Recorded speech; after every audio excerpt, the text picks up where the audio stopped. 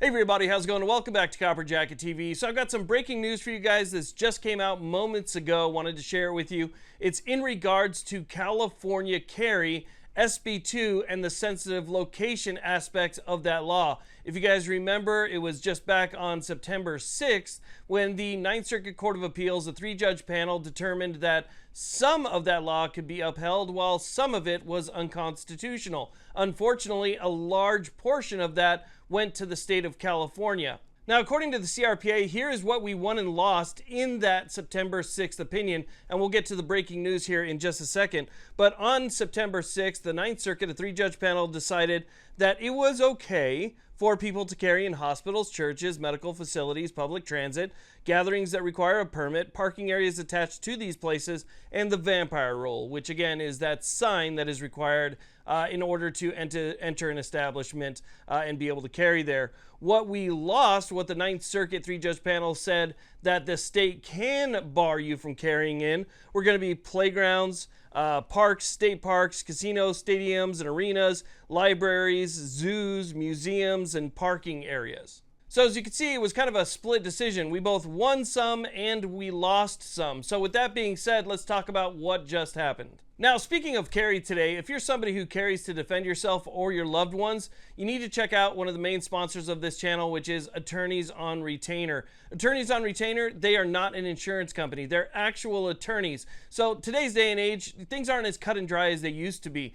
You know, you could be 100% in the right, but depending on the responding officer, depending on the DA and whatever their own personal beliefs are, you could end up being the one in handcuffs. You give the number on the back of the card a call, your membership card, and you speak to an actual attorney, and they will get somebody out there to defend you and take care of you and get you through that entire process. Even if you're in one of these gun-free zones or something like that, or even if it's questionable, because they're not an insurance company, they know that they can be there to defend you. So again, I got some savings and some discounts. You guys can always check that out down below, but definitely get yourself a membership to Attorneys on Retainer.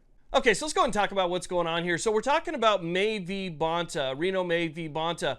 This is a case that we've talked about on this channel quite a bit. And the first thing I want to say is I absolutely love the fact that we have big organizations that are separate in every way other than what they advocate and what they fight for, that have decided to team up to try and overturn these sensitive location aspects of SB2.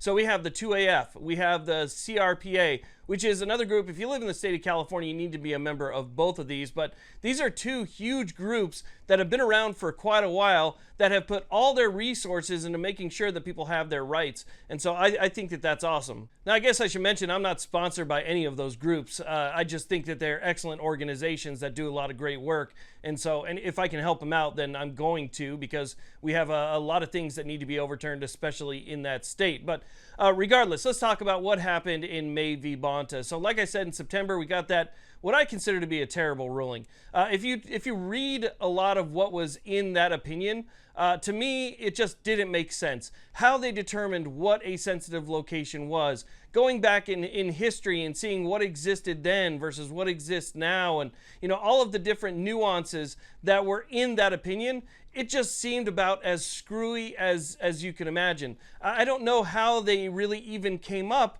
with what they came up with. For some reason, a medical facility is okay, but a zoo is not okay, or a park or a playground is different than some of the other places that are listed on the things that are not sensitive locations. What an absolute nightmare. Now, when I made my video about the early September opinion, I remember mentioning that I hope this goes en banc, because I really want the full panel of the Ninth Circuit Court of Appeals to rehash the craziness that the three-judge panel came up with in this split. I thought that it was weird and it needed to be addressed by the full Ninth Circuit. Plus, that gives us an extra path to the Supreme Court if we don't like this decision.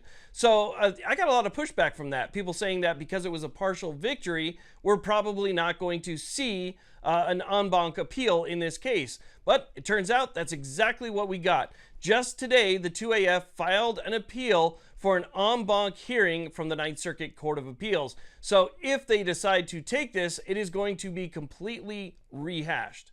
Now, I personally think whatever way this falls at the end of this, at the appellate level, I think that we're probably going to end up going up to the Supreme Court. I think that that is going to be the ultimate destination of May v. Bonta, and May v. Bonta could be the case that ends up getting rid of a lot of the sensitive location stuff that we're seeing all across this country. It's not just California. It's Hawaii. It's Illinois. It's New York. It's New Jersey. There's so many other states that post-Bruin implemented some type of Bruin response bill that made sensitive locations out of almost the entire state. So there's a lot of places that really could benefit from this making it up to the Supreme Court if the Supreme Court actually decided to take it.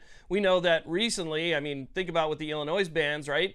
Those were up there for like 7 weeks. They kept getting put off on a conference, and then again, the Supreme Court decided to kick those back down.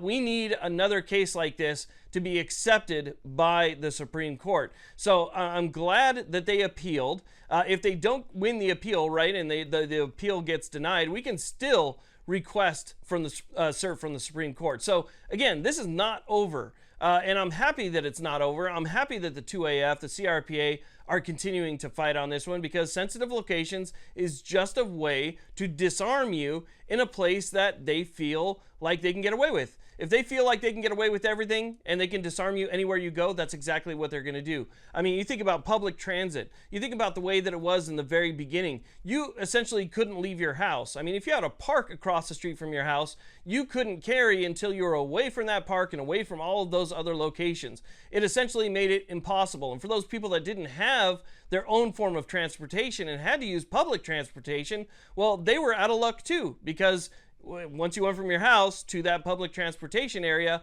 then you had to disarm yourself, or you just couldn't bring anything there to begin with, and so you spent the rest of the day without any of your rights. So again, this is extremely important, and something that I'm hoping that they stay on top of through the entire thing. So I wanted to let you know about that. This is great news, breaking news today. The 2AF, the CRPA, have requested an en banc hearing from the Ninth Circuit Court of Appeals in May v. Bonta regarding SB2 and their stupid sensitive location limitations. Thanks again for watching. You guys have a good one.